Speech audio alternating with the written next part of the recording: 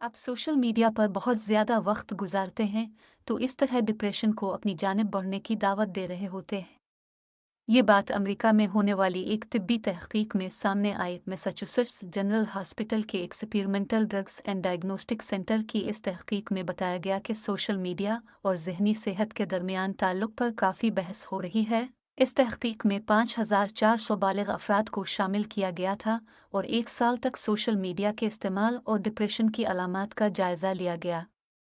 तहकीक के आगाज़ में किसी भी फ़र्द में मामूली डिप्रेशन को भी रिपोर्ट नहीं किया था, मगर 12 माह के दौरान मुतअद्दिद सर्वेज़ में कुछ अफराद में डिप्रेशन की शिद्दत बदतरीन होती गई और ये ख़तरा 3 मकबूल social media networks Snapchat, Facebook और टिकटॉक के इस्तेमाल के साथ बढ़ता चला गया।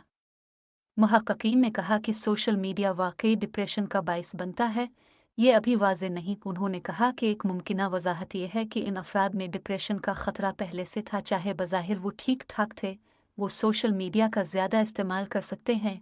एक वजाहत यह है कि सोशल मीडिया ही इस ख़तरे को बढ़ाने का बाइस है, मगर उनका कहना था कि इस तहकीक का मकसद दोनों में इम्तियाज़ करना नहीं था।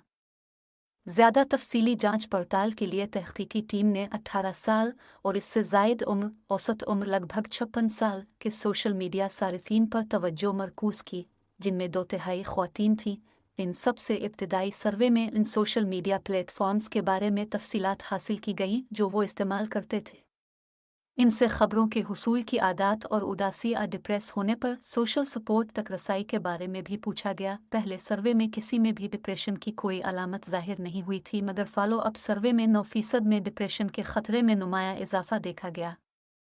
यह खतरा टिकटॉक का स्नैपचैट के 35 साल इससे जायद उम्र के सारिफीन में ज़्यादा देखा गया, जबकि फेसबुक में मामला उल्टा हो गया।